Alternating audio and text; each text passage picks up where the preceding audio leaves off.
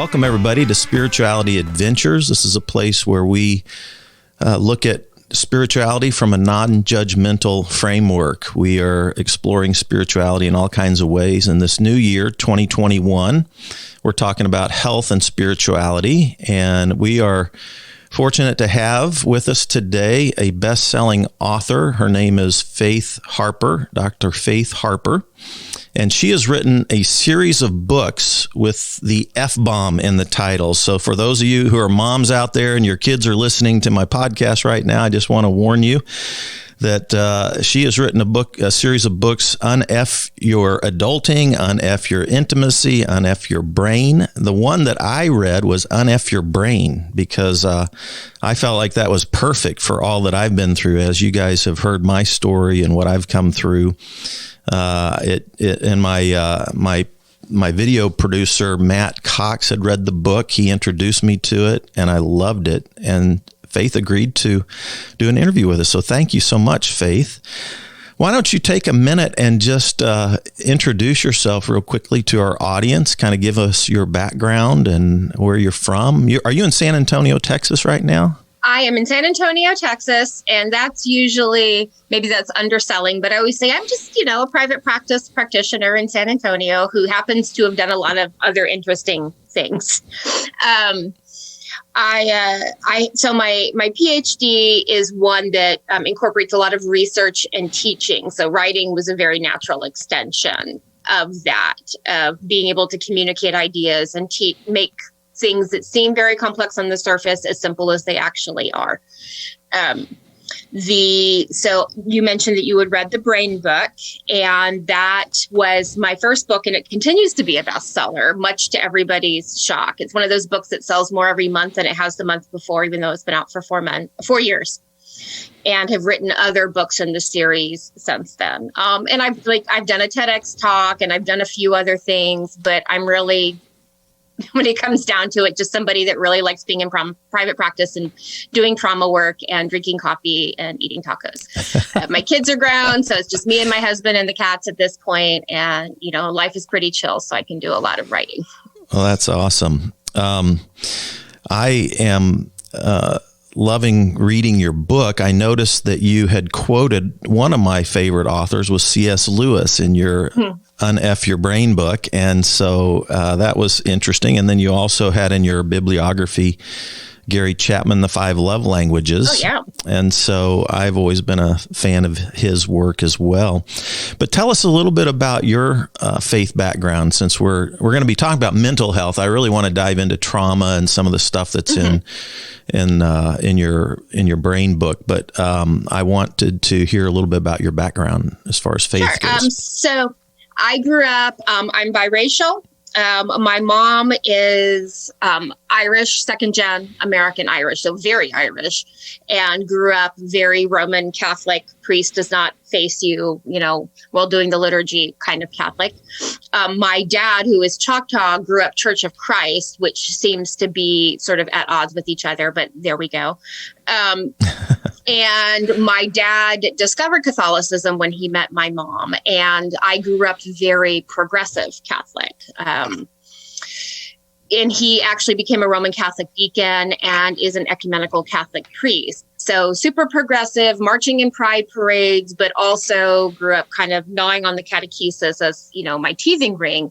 So was, and my mom was a spiritual director in the church. And so there was always, spirituality was always there, but it was something to be discussed. It was something to be questioned and talked about. You didn't have to take your spoonful of medicine and just believe. I remember coming home from, I tried to kick all my cats out and I have one here. So anyone sees a tail, Iggy thinks that she belongs everywhere. We can fix that in post, I'm sure. Oh, that's no problem. I remember coming home very early in CDC Bible school for Catholics and being just like tearful and aghast because I was told that if you weren't baptized, you go to hell. And I come home and I'm like 4 and I'm just like, this is not acceptable. What are we doing? And my mom is like, she's like, that's crap. That's not how it works. And if it does work, you can just choose to go to hell and take care of the babies. If that's what you want to do, that's also fine because I know you. Like that was kind of how I was raised, of being very precocious and being encouraged to be. So my parents' thing was, we want you to have something bigger than yourself. I define spirituality in one of my books as purposeful belonging, which is an indigenous definition. It's the one that I used in my dissertation, and it's the one that I carry through. And we want you to have purposeful belonging. And so they encouraged me to explore other churches and those kinds of things. I ended up taking refuge in the Buddha. I had gone to mindfulness meditation classes in one of the Buddhist lineage groups here in town just to learn it, thinking like this will be something really great for me to teach my clients. Of course, it was for me. And really, I need this for myself. And, Buddhists, they don't shave your head. They don't make you wear saffron robes. They're very like, oh, you can think about it for a couple decades, no hurry. Like nobody knocks on your door and gives you literature. And so it was, even from then, it was a process of exploring that, of recognizing that there was a lot of meaning here for me. And I was just a better person in that practice. And I always, Buddhism is very much infused in my philosophy as a therapist. I always say the Buddha was the first psychologist. So, you don't have to take on that practice to get the benefit of Buddhism. And so that is my practice now. My son also took refuge. He took refuge vows with me when he was a teenager. It was something that he really responded to. My oldest did not. He did. But his father, who we lost to cancer, about 10 years ago, was not comfortable with it. So my son put it aside and waited until his dad had passed. And he thought that, now I can take this on without upsetting him. So he took his refuge vows much later, to respect his dad's discomfort. But he's the only kid that is, Choctaw, that, sages the house and has mala beads, and the only kid on his football team that was handing over mala beads instead of a crucifix when he played football in San Antonio, all those things. Yeah. Well, thank you for sharing that. I was really when I was in rehab a couple of years ago, I was introduced to a lot of mindful meditation practices. I was particularly drawn to the DBT model just because, when I got out of rehab, I started studying all these things, and Marcia Linehan, I think, developed her mindfulness practices in a Buddhist monastery, and that kind of thing. I call it Buddhist CBT. Yeah. Marcia very much drew from that model, and that's kind of one of probably the core differences between that and ACT. Okay. All right. And so, and I've read a little bit on ACT and CBT, all that. So anyway, it's been super helpful for me. And I'd kind of like to jump into your work in your brain book. And I particularly, obviously, you start out with trauma. That's the big context for a lot of the book, trauma. I was one who probably just 3 years ago would have thought that trauma was only related to people who had gone through, sexual abuse as a child, or maybe a military person who had experienced trauma at war, came back home with PTSD. I would not have been in tune with and I don't know if this is a good term or not, but some psychologists call it little t trauma. And so I kind of had to rethink through my own life through a different context or lens to see what maybe was back in my childhood that could have been a type of a trauma that shaped what I thought about things. And how I processed emotion in particular. Because what I realized as I went through therapy was that I always pushed down, like the beach ball, pushing it under the water, my negative emotions. I actually would have thought my negative emotions were attached to my, my old nature or my evil desires. So if I was feeling anger or fear or, any kind of negative emotion, I tried to just conquer it, suppress it, that kind of thing. So I was fascinated in your book that you talk about how trauma can be all over the map. People are so individual that how they experience trauma is so maybe I think most people get big trauma, but maybe talk a little bit about what other types of traumas people can experience and how that affects them even into adulthood if it happened younger? Yeah. I think that, first of all, my definition of trauma is anything that overwhelms our ability to cope.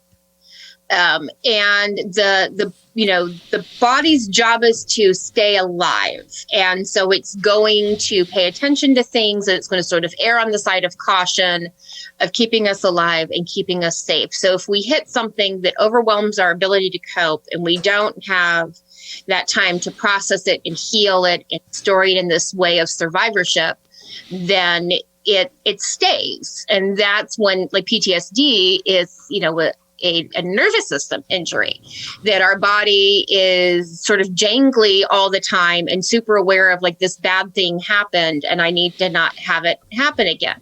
Even having the experience of, having your emotional life disregarded, right? Of being told that's not a good feeling to have. You shouldn't be all of these things. And so you shove it down, and you're told to not listen to your own intuition, to not recognize your own feelings, to not validate them and see what information they're giving you and work through them. And those kinds of things become things that in your nervous system holds. And it's things that get stored middle brain. And that it's things that then start, grabbing the steering wheel from us later on in our life. And, so the Diagnostic and Statistical Manual, the one that we use to define PTSD, has gotten a little better with that definition. There are certain things, for reasons that make sense research-wise, that are not necessarily considered trauma. It has to be something that you experienced or had direct witness of. Though I think a lot of people, for example, who are old enough to remember the towers coming down on 9/11, really did experience that as a personal trauma.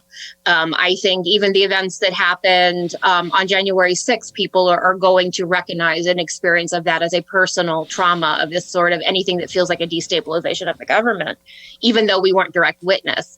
So my definition of trauma is anything that sort of rocks us to our core in that way, and that we no longer feel safe in the world. And then our body codes as, we need to pay attention to this because we're no longer safe in the world. And I think once we recognize it as a nervous system injury, something very physical, it helps us with the recovery part of it. So even experience where you grow up in a fairly safe family, but you experience bullying, or you move to a different school and you experience all different kinds of things in childhood can be traumatic, even though they don't, in our minds, we say, oh, everybody goes through this, right? You don't think about it as a big deal, right? Right. Or, and you have your parents are going through stuff. And so that, there's issues with your own attachment in that reason. You can have parents that love you very much, but have their own struggles. And that's not, mean to them. It's not saying that they traumatized you, but you experience that as a trauma, that abandonment, that sense of unsafety, whatever it is. And we can, once we recognize it for what it is, then we can work with that. And I have a lot of people who say, like, well, yeah, but that's not the same thing. I was never raped. I wasn't in Iraq or whatever. And I think that both things can be true. We can recognize that, okay, maybe I didn't have it as bad as other people, but that doesn't mean that what I went through doesn't matter. Like, both things can be true. We can have gratitude of having a mostly really good childhood, but also have things to work through. Otherwise, it becomes this game of who has the most trauma. And there's like one person, cooking over a dung fire somewhere in Borneo that has it worse than everybody else, and no one else is allowed to complain. And it doesn't work that way. We all have stuff to work on. Yeah. Most of my audience knows that I went through a pretty big meltdown personally a couple of years ago, and really, kind of felt like I lost my marriage of many years. I lost my career. I lost my community, the church that I'd built. I felt like I'd lost my faith even in the midst of all that. So it felt traumatic to me. And I actually described it as I felt lost, in being that I felt disconnected from myself, and even from my faith, and even from my calling that I felt like I'd had my whole life, and even from, certain key people in my life. And so, it's been interesting to go back and process stuff from childhood that I wouldn't have ever thought about it being traumatic. And then having an adult experience that I guess would qualify as trauma. My thing was always been downplay your negative things. Don't pay attention, just work past them, overpower them, subdue them, whatever. And I just found that didn't work very well. I'm curious. We work through them, but we don't push past them, right? It becomes part of our story. I mean, trauma recovery is no longer being a victim, it's being a survivor. That's the shift that brings us to recovery. We're not doing this eternal sunshine of the spotless mind of our experiences. You said you tried, it doesn't work. So we have to, if we can't really get better, it happened. That's not going away. We can get better at it and recognize our capacity for survival and to thrive in those kinds of things can become part of that process, because the brain is still doing its job. It's saying like, hey, we might be in danger here. And then we have to diffuse from that and recognize that that's trauma narrative coming up, trying to protect us. That's okay. And that's where things like metacognitive therapy can be helpful rather than getting fused up in the thought itself. It's our bigger self going, hey, it's, we don't need to worry about that. That's not very helpful for us kind of work. So a couple of things that you talked about in your book, like you said rumination and avoiding are the same thing, basically, or at least they have the same result. And they're both trying to make sense of the process. I like the fact that you gave, it's easy to get upset with my amygdala, but then you give it a break, you say, hey, it's doing what it was supposed to do a long time ago from an evolutionary perspective. Right. But then my brain seems to want to ruminate about everything. Even if I don't feel like I have a big thing to ruminate about, it feels like it wants to find something. Yeah. And it just goes and goes. And that was part of what led to my meltdown was my insomnia. I only slept about 3 hours a night for most of my adult life. Right. So it's because I couldn't shut my brain down. It was just and it wasn't always negative, but it was just always processing, going. So how do we break that ruminate and avoid cycle and move into healthy ways to deal with trauma? What are some of the ways that we break those cycles? Well, I think, you mentioned the mindfulness meditation, and that tends to be step one. And I don't mean this and we're going to, sit on a cliff and achieve transcendence. I mean it in the terms of we're going to work on paying attention to the present moment so we can catch it. Because when you started mindful meditation, you started realizing, oh my God, I'm telling myself really horrible things all the time. I'm awful. I would never say this to anybody that I love, but here I am. This is my messaging to myself. And the worse meditation I have, the more I learn about myself. The most uncomfortable, the hardest for me to stay on task is when I learn the most. It's not soothing, but I learn. And so once we start paying attention to the messaging, this is what I'm telling myself, and that's mean, that becomes that start of the process. And then we have to work with the content itself. And I do a lot of, I try to teach people how to diffuse from the thought. We have this idea that if we're having this thought, therefore it's true, capital T, true, versus a thought that we're having. And so stepping back from it and I'm having the experience of anxiety. I'm having this experience of rumination. And sometimes we can kind of pick it apart and realize it's ridiculous, and that's helpful. And sometimes we can't. So we have to go, okay, this isn't help. Just engaging in this process at all is not helpful for me. And then there's other skills from that. But the big thing is the mind is bigger than the brain, right? We're talking about the processing that the brain is doing. And so the minute we are able to step back and recognize what our brain is doing, that's our mind. That's our bigger self. And that's what helps us realize that the brain is not some entirety of our being. Right. So anything that the brain is doing doesn't define us necessarily. And that's what's cool about being human, is that self-awareness and that mind being able to step back and going, I think you're losing it right now. You wanna go have some coffee? You want to go for a walk? Is there something else that might be helpful? This doesn't seem to be very helpful. And that's what helps us diffuse from that thought cycle that we're having. And I wrote about is that's our survival mechanism. And once we pay attention to it and saying, yeah, I've got it, I'm paying attention, thank you, that cycle breaks very quickly. And we know that from stroke research that, we're meant to have this flash of emotion as information. And if we attend to it rather than try to get rid of it, then the brain's like, okay, well, if you got it under control, then I'm good. I'll go back to playing cards, and leaves us alone. So two things I noticed in my own self was that one, I had a huge inner critic, so you're talking about that. And then two, because I tried to stuff my negative emotions, I wasn't curious about those emotions, right? And I've loved that idea that you've talked about where we have to remain curious about what's coming up inside of us and then create a new safe convo. Yeah. Right. And then so mindful meditation would be one of those ways to have this new safe convo, right?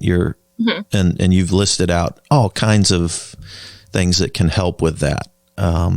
But mindful meditation I'm in a group now that's in Kansas City. I'm trying to learn how to practice that and become mindful of those things, become aware of that inner critic versus self compassion, become aware of those things. That's been super helpful. And I did actually a zine, a pamphlet on self-compassion, sort of building on Kristen Neff's work and bringing in some of Marshall Rosenberg's nonviolent communication into that model. Yeah, that I'm human. This is a common human experience.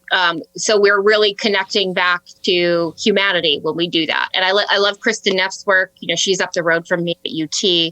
And I write about self-compassion in all my books. It's one of those things that people are like, oh my God, I get it. Leave me alone.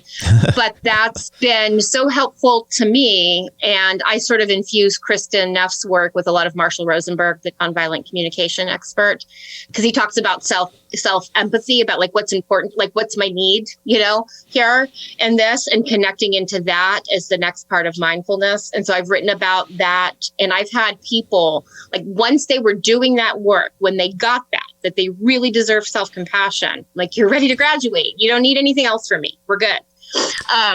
You got the tools down. When people are like, okay, so I'm doing the self-compassion thing, but anyway, I'm still a piece of crap. I'm like, no, we're not done yet. And once they go, oh, I'm not a piece of crap. I'm a human. Yeah, you're good now. Now you graduate. You get your lollipop and you go. Yeah. Shame was so hard, and that ties in with my inner critic, right? And so... Like I always said, I'm pretty kind and compassionate and forgiving toward everybody else except myself. Right. And then you separate yourself from humanity when you do that. Everyone else is okay. I'm fundamentally broken. When other people get it and you don't, you're now saying I'm not human. Yeah. Yeah. It's such a huge thing for health, for mental health, and for for wholeness, spirituality. I think that's just so critical. You mentioned a bunch of other things on how to have this new safe convo. You mentioned music, and I'm just curious, this is kind of a fun thing, but you said you grew up on old blues vinyl. Yes. Who are some of your artists that you like? I'm curious. Probably the first song I ever sang as a toddler was Taj Mahal, Fish and Blues. That's what I grew up on. My mom was a Central California baby and, grew up seeing him at clubs and stuff. And so I got to bring her back to see him a few years before she passed, because he's still out making music and doing stuff. So wow. I grew up on, my parents didn't have money. They were very poor. So you got PBS, and if you were lucky, and we had the vinyl. And so that is what I grew up on. And my kids, to a certain extent, are like, I kind of like your music better than, this other stuff that's out. I'm like, no, there's some stuff coming out that's still excellent. But I agree with you that Taj is still the king. Yeah. Oh, that's cool. I had a friend in Ireland. So I was in Ireland a couple of years ago. But, Van Morrison lives in Ireland. And he has one of my friends that's Irish is a vineyard pastor, in Ireland, but he married an African American gal from America. Her name's Dana Masters, and she's been singing with Van Morrison now for a couple, 2 or 3 years now. She's his main backup, and so that's been kind of fun to revisit. Van, they still perform, do tours and all that kind of stuff. I've enjoyed him. I like blues, so. Yeah. And then you mentioned exercise, you mentioned nature, you mentioned journaling, you mentioned telling your story, reframing your story. Those were all some of those ideas in your book that you were talking about on how to have a convo that's safe with with yourself, with your past, with your trauma. Those are all ways that we can go ahead. No, I was going to say, and they're all evidence-based. We all have this different way in, right? You and I both happen to be people that respond very well to mindfulness meditation, self-compassion work, whatever. And there's some people that I've tried it. My skin gets itchy. I can't. So they may need to be able to go hiking.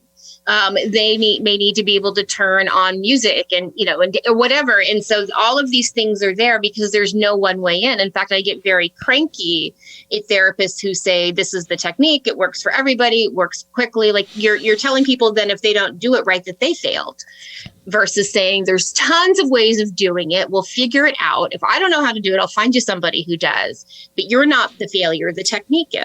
And so all of my books always include, hey, this comes from metacognitive therapy. This comes from MAP. This comes from DBT. Here's a bunch of stuff to try. So if you find the thing that works, you can go do more in that area.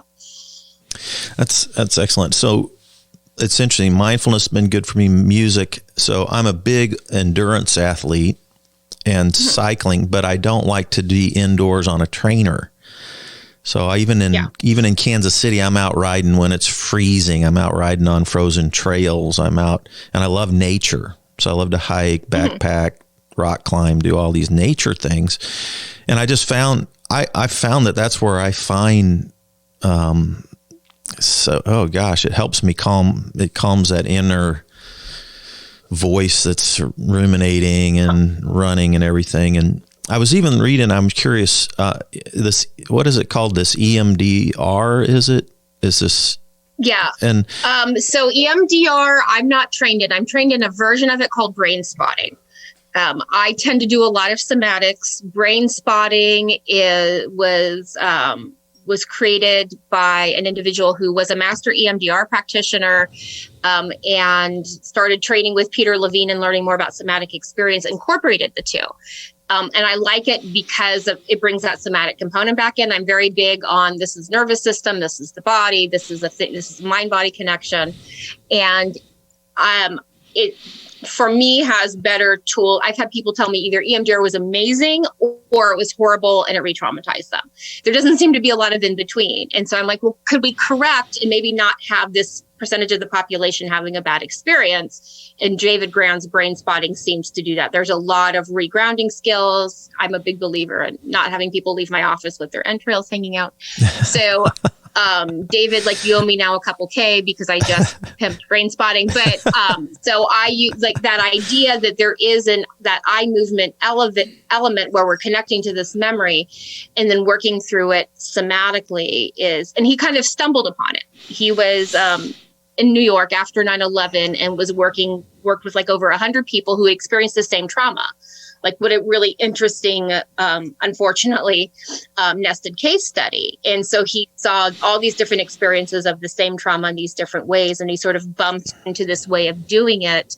And what he said was, with training with Peter Levine, who's sort of the master of somatic experiencing, Peter Levine said, yes, it is a very strong tool, maybe sometimes too strong.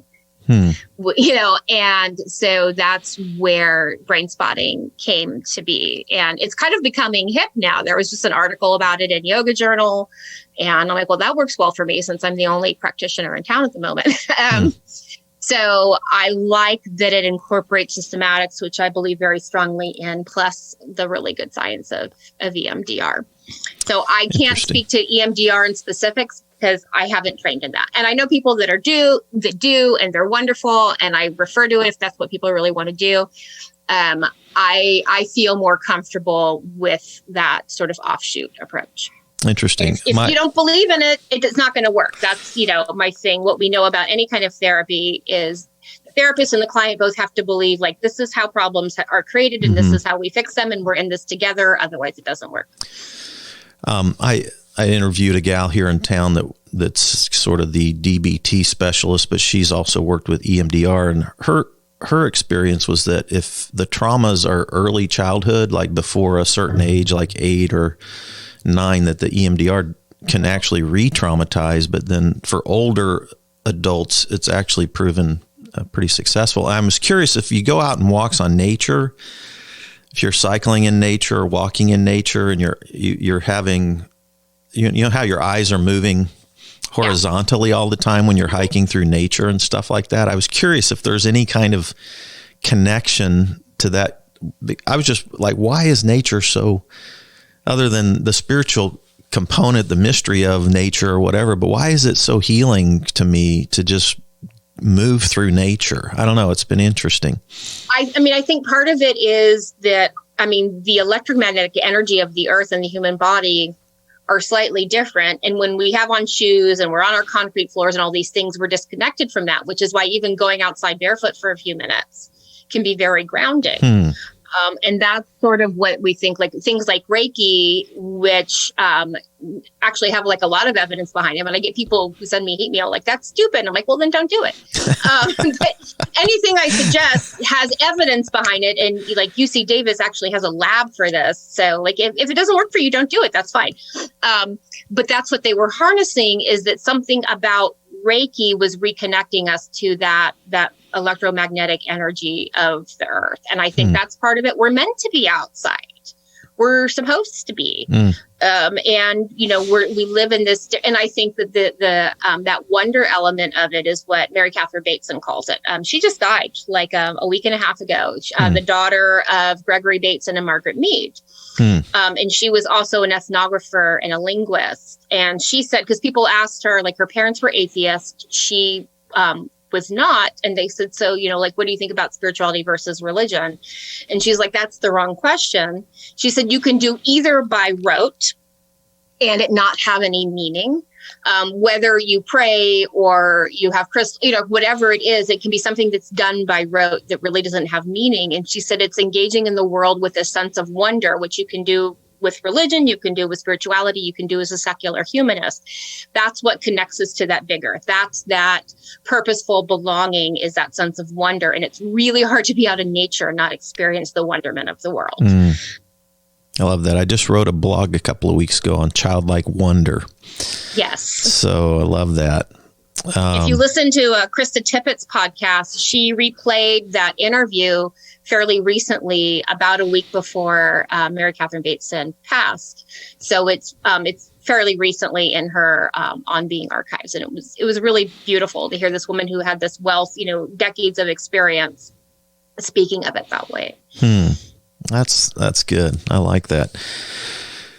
Journaling's been a huge thing for me. I was always a sporadic journaler, but since I went through this big meltdown, I've journaled almost like free journaled my emotions and stuff every morning.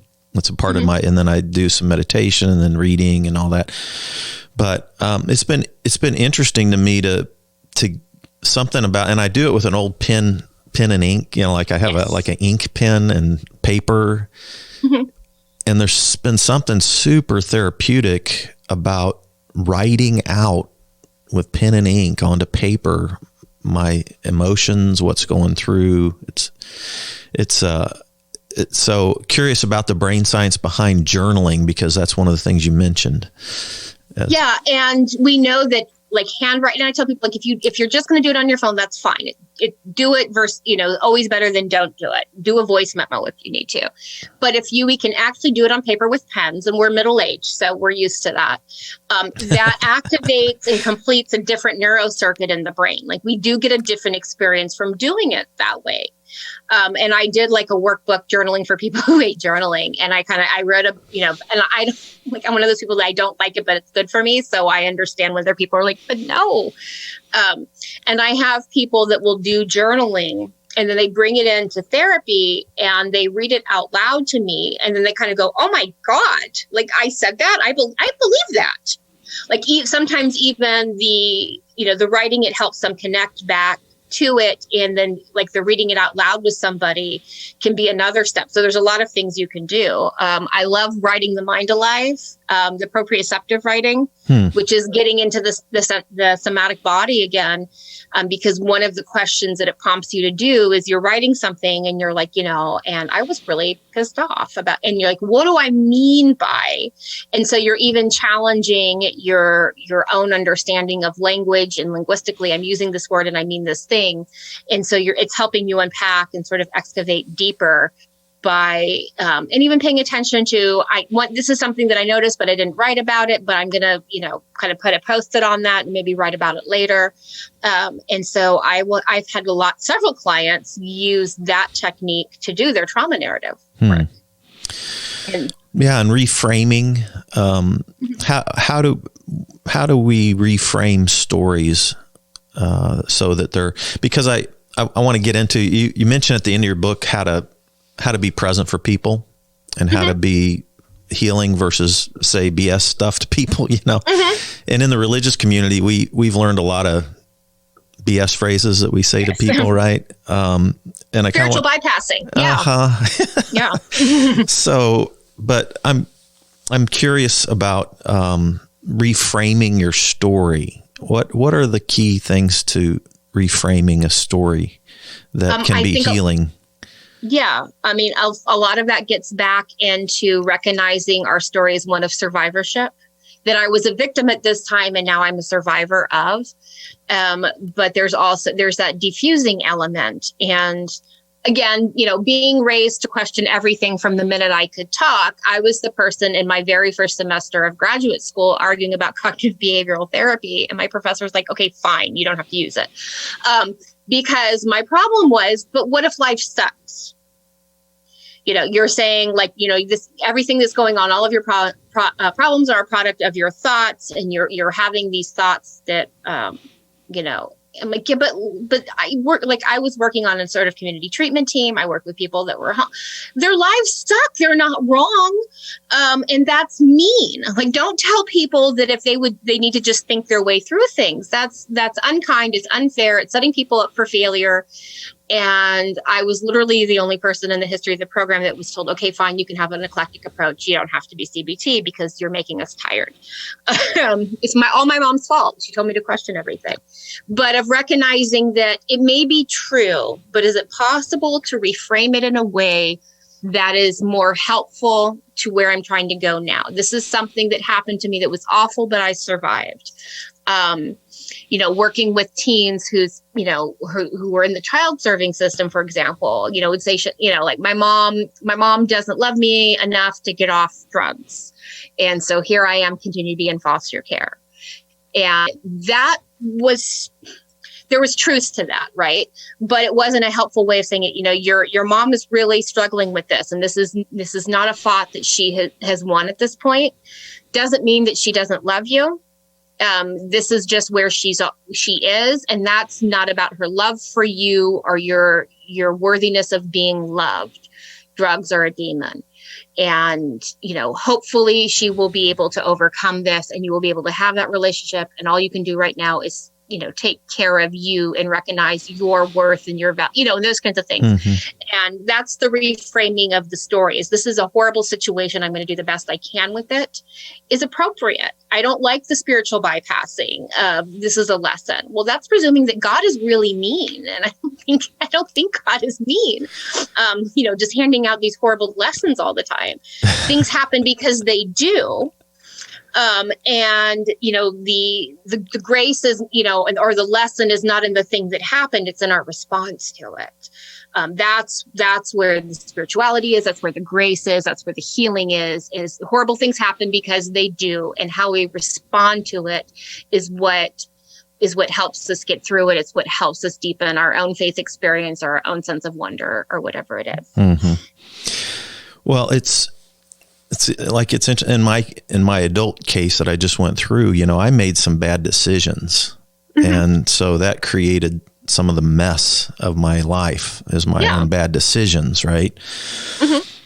And, like this, one of the BS things you mentioned, platitudes, is God never gives us more than what we can handle, right? And this is and I mean, there's even a verse in the New Testament that talks about how, he won't tempt us beyond what we're able to. And then I look at my story, I'm like going, well, I didn't handle any of it very well. I mean, it all like a perfect storm hit me, and I felt like I collapsed, literally collapsed. And then it's like, I questioned everything I ever believed in this collapse, and tried to then figure, well, did God do this? Is there, and I love a redemptive arc to a story, right? And you mentioned that in your book too, how we all love redemptive stories.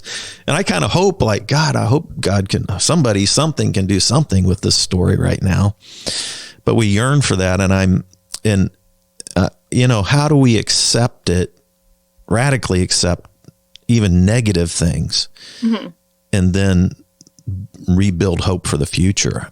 That's challenging, especially when we feel like we were part of the cause of the whole thing. Sure. And it's one of the, congratulations, still human, right? And that's my line to myself, is like, you're a therapist and you got a lot of crazy going on, right? What's up, girl? Congratulations, still human. Is that we're always working with that, because we are still working within our own humanity and trying to do better. And I'm not a Bible literalist and wasn't raised to be one. I think Rob Bell's book, What is the Bible, is probably a good reference for people who are kind of exploring that, we're presuming it through the lens of 2021. We're making all these presumptions. And, I see this all the time, in ethnographies and stuff, is we're presuming meaning of something that made sense linguistically at this point may not mean the same thing now. Mm-hmm. So we can, I like to err on the side of, let's not be mean, including to ourselves. And this idea that, God is,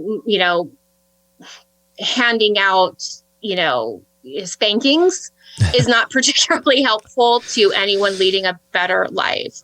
I was raised with this idea of God, or whoever that is for you, going, oh God, kiddo, what are you doing? And versus like, haha, now you understand. The bad things happen because that's being human, and it's not a meted out punishment, and it's not that we were supposed to learn from it, and it's not that we got too uppity, so we were being pushed to our knees. I wasn't raised that way. I don't believe in that. And I don't think it's helpful for our mental health.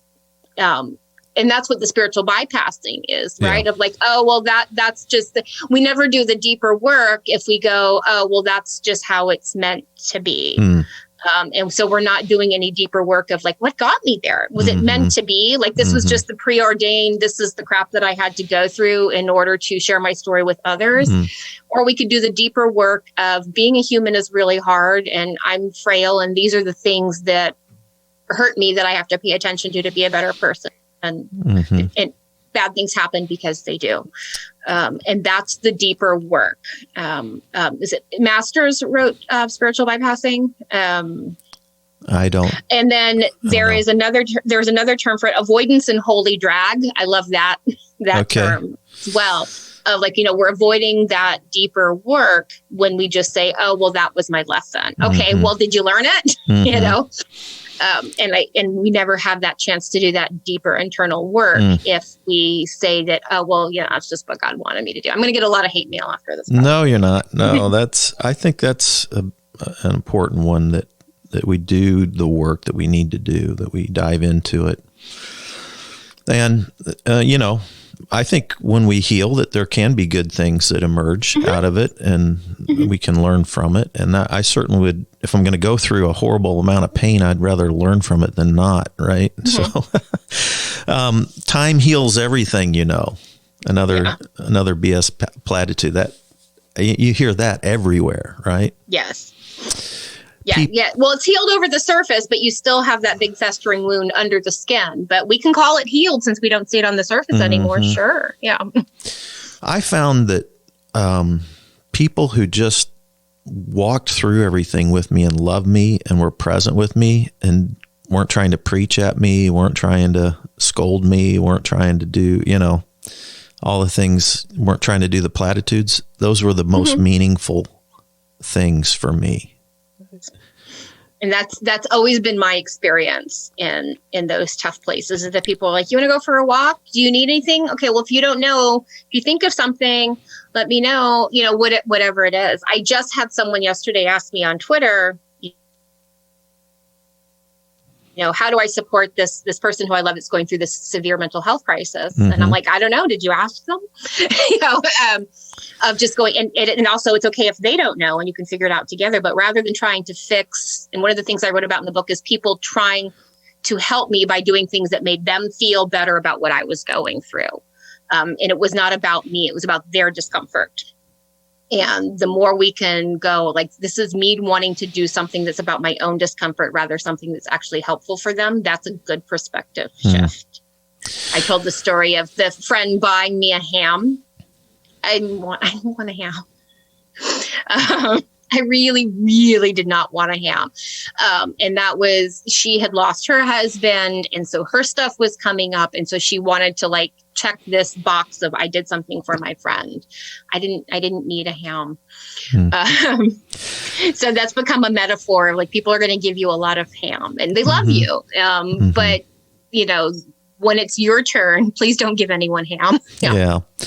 Well-meaning, right? For most people, it's well-meaning, but why is it so hard for us just to sit with somebody without advice and love them, maybe in silence? Why is that? I mean, because it brings up we have so many fears of everything: fears of pain, fears of death, fear of overwhelm, that we want to feel in better control of the situation. When somebody's going through something that feels very, very out of control, our mirror neurons are firing, and we want to feel better for ourselves. We're hurt. We hurt with people. And so we don't want them to hurt, and we don't want to hurt. It's not a place of selfishness. It's a discomfort with feeling pain that we're feeling really with them.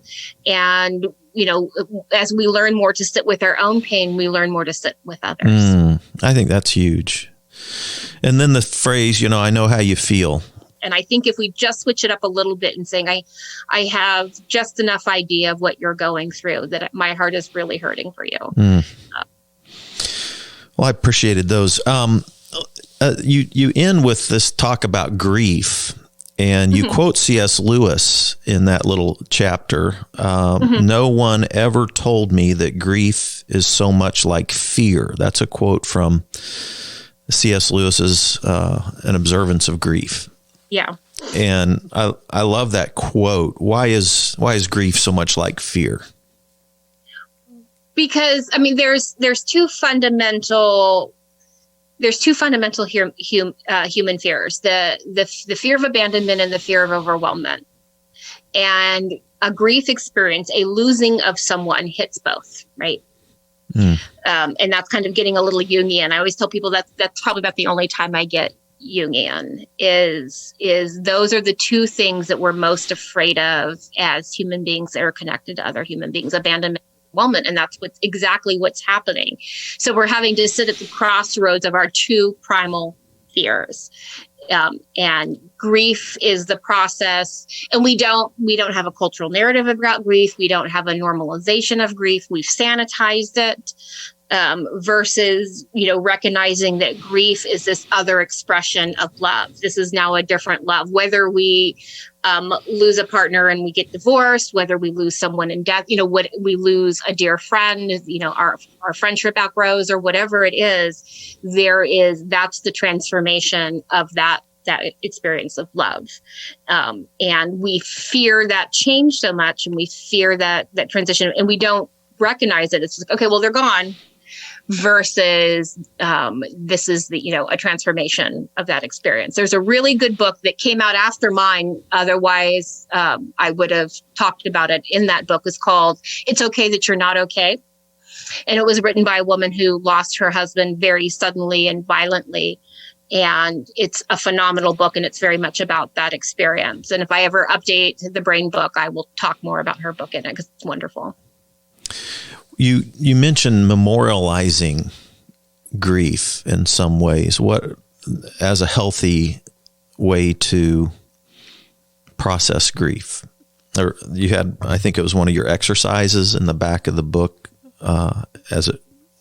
Did you mention that, or am I thinking of it wrong? am trying to remember. I'm trying to remember, but I also wrote the book 5 years ago. Yeah, no problem.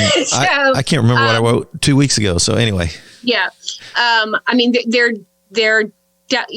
of processing grief for what it is, of recognizing. I mean, a lot of that whole chapter is you're allowed to have this experience. It's not a linear model. One of the things that I get cranky about is people use Elizabeth Kubler-Ross stages of dying and have called it the stages of grief. Well, dying is a linear process that has an end. Grief does not. And she's even said that, like, stop. That's not what the stages are. And so it's this cyclical thing. My late husband, my kid's dad, and I've been remarried for several years to a wonderful man, and he's been gone for over a decade, but I can still walk into a bakery and go, oh, they have his bear claws. Mm-hmm. He's not gone, and that process is never done. I have a different relationship when I notice that. I can be really glad that he's there and be glad that it came, that I can have that experience of grief without it being so ragged and painful. But I don't want him to go away. I don't want him to go away for anybody who loved him. I'm thinking, as a pastor, I officiated a lot of funerals along the way. And there's this whole process that we've built around physical death. But then it's like when we go through emotional grief, loss, that's in the emotional realm, that's not physical death. It's like we don't seem to have put any kind of memorial processes together for that type of grief that's not just physical death. And I was just curious about that, because loss is a part of trauma, I think. So I was just trying to think through processes that help people deal with other types of loss other than physical death. And I think you had an exercise or two in there about that. I probably did. But even, just the thing that you said were just there with me. They didn't try to resolve anything. They didn't try and blow smoke up my, all of that. That's what you needed. That was the process of having that connected belonging in that experience of loss, without people trying to tell you that it's better or worse, or this is the lesson you're supposed to get of it, that, the disenfranchised grief, that this is a grief that you're not allowed to experience, versus this is your grief and you're allowed to experience it. And we're not going to, again, quantify it of who has it better or worse. Well, good. Well, thank you. I don't want to take us too much further with our time, but I would like people to know how they can, do you have a website? We've got your books that we've already mentioned. What's your website location? So I have a couple. The Intimacy Doctor, and that's a dr.com. It's Microcosm Publishing. Okay. And all of their books are really about, having an empowered life. So there's DIY culture, sort of the original punks, but in that DIY sense of the word, mental health from that more pragmatic perspective. People ask me if my books are appropriate for kids. And I'm like, well, if you don't mind the language, the topics themselves are completely appropriate. In fact, teens tend to adore them. If you have a discomfort with language, then the Brain book is going to get its G-rated version, so people can actually use it in child serving systems eventually. But the book was written how I talk, and I grew up my dad is a longtime member of AA, so I grew up in AA communities, and he was career military, So I work in substance recovery. My My husband is a recovery coach, so that is the language of our people. I hear you. I've been in that community, so yes. Yeah. And I figure that when you try and write a book for everybody, you end up writing a book for nobody, right? And so the book is going to feel the most authentic if I'm authentic, and if I sound like myself, that comes across. Mm-hmm. And I want people to feel like I'm telling them this story. So if that's not going to work for you language wise, I absolutely understand, but I like to give that warning, because then I have people go like, I read 2 of your books and I just don't like the language. I'm like, you've got to stop reading my books. You've got to stop.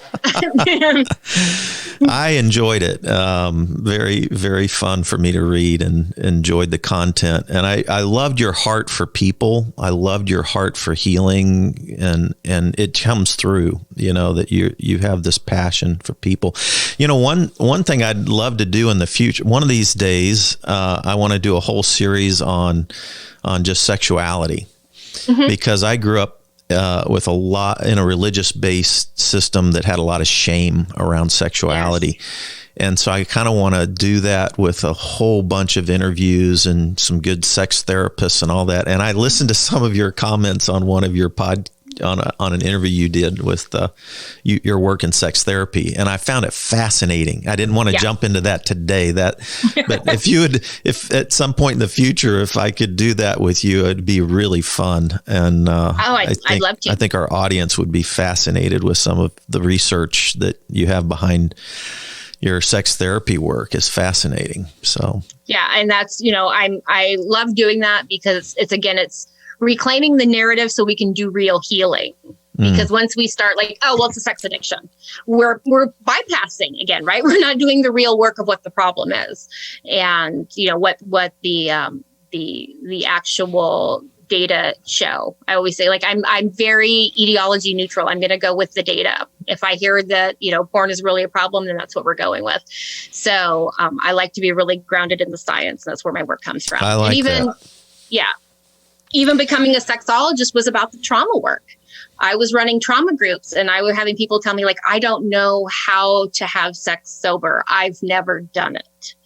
And I'm like, I need to learn more about sexual intimacy so I can be with people in this process. Like, that was not my plan. I'm like, oh, ha, ha, ha, I like pervy stuff. I'm going to become a sexologist. I had to learn more to fill the, when people come through the door saying this is what the problem, and if enough people do that, you're finally like, message received, universe, I will do that work. Yeah.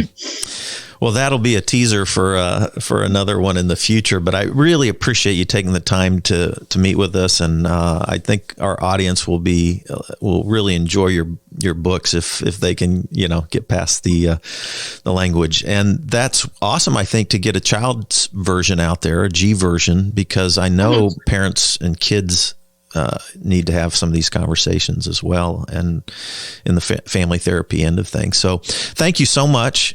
Appreciate your time. Thanks for joining Spirituality Adventures. And we are just so grateful for this connection. We are in the winter right now in Kansas City, so this will be coming out in a few weeks. So thank you, and appreciate your time. Thank you for having me. Harper Media Production.